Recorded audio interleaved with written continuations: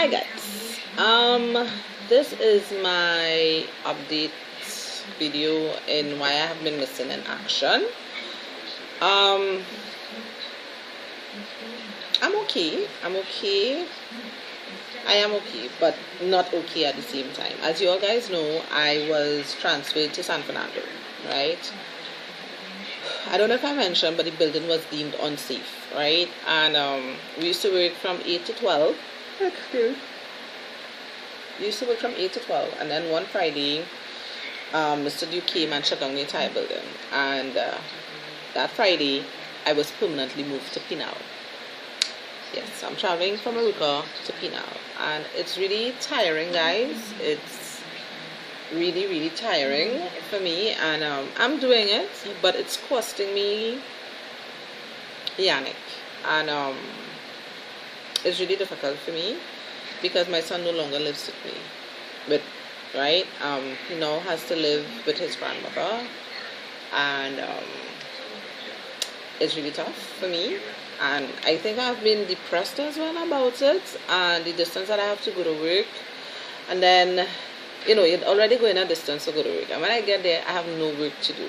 Most in the earlys, I had it's just sitting there twiddling thumbs, and I'm like, and nothing like that gets you more tired than having nothing to do.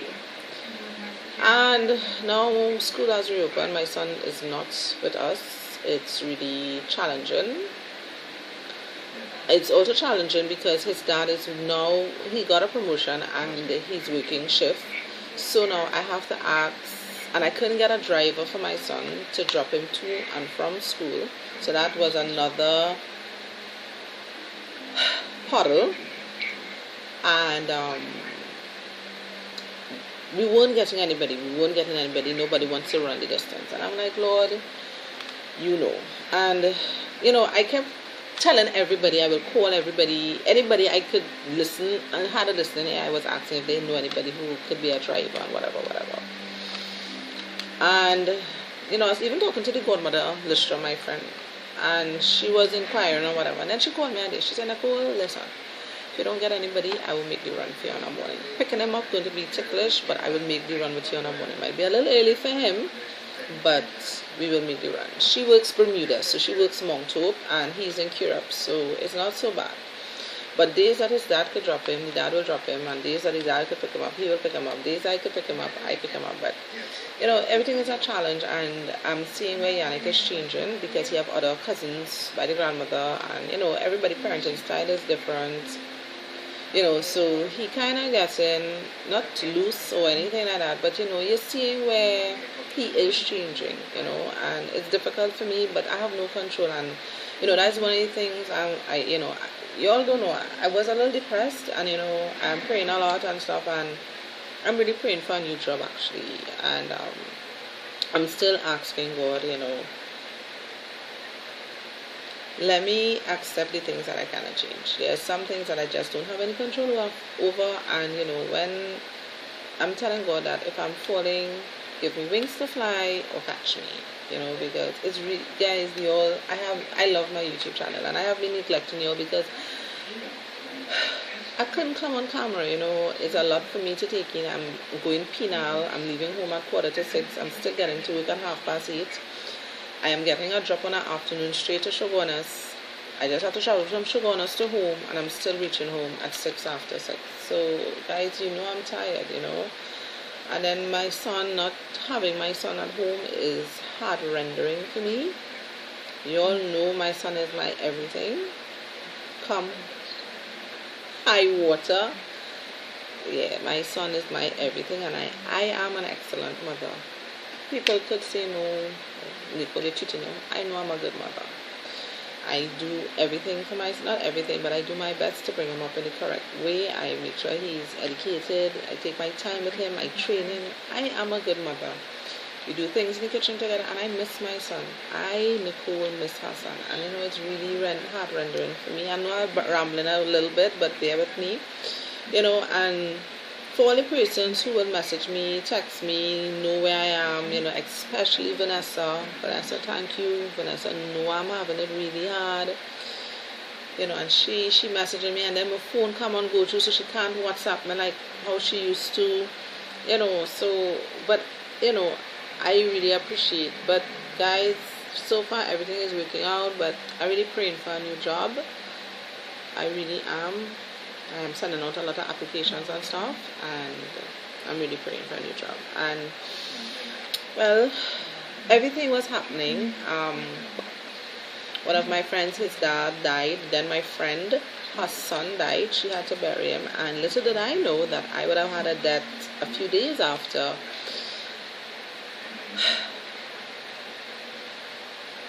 My grandfather died on the 2nd of September in a really not tragic way, but my grandfather was 85. He was not sick, he was not ailing, he was nothing, and he left home because he lives with my mommy, and he decided to go to Port of Spain, and he got a heart attack and he died. And the funeral was on Tuesday. Monday, sorry, today's Wednesday. The funeral was on Monday, and I stayed home on Tuesday. And I'm here telling you all guys because I have been missing, and it's nothing to share, but I really miss my grandpa. I really miss him a lot, and I'm not emotional about it. I didn't perform at the funeral or anything. I read Psalm 39. I did well. My cousin was to give the eulogy. He couldn't. My other cousin, Amos, he was to talk. He couldn't. Well, my brothers spoke. They held up really well. I held up to read as well. Everybody came. Family, everybody had talk about grandpa, and I just didn't like the manner in which he died. I'd have preferred he died at home. I mean, I am grateful that, he didn't just fall down and hit his head, and, we have to see about him, and in a coma, and, he had to go pampers for the rest of his life, and, I am appreciative of that. I'm appreciative that a bandit didn't shoot him and beat him up and rob him. I am, but, my grandpa died right by express. He got a massive heart attack, and he got the pain, and with the pain he kind of like leaned back on the wall and was going down in a sitting position, with the pain, and he died. And it's really hard, I mean, I know the Bible says we live how much scores, and he was 84, he would have been 85 on Boxing Day. But no matter how old somebody is, they are part of your life, and you really don't want them to go. And that's just how I feel, and Yannick really held up well. He kept rubbing my back and something like, "Mommy, don't cry," because I real cry. I didn't perform but it was really hateful. And yeah. But he was 84, and my grandpa was really nice.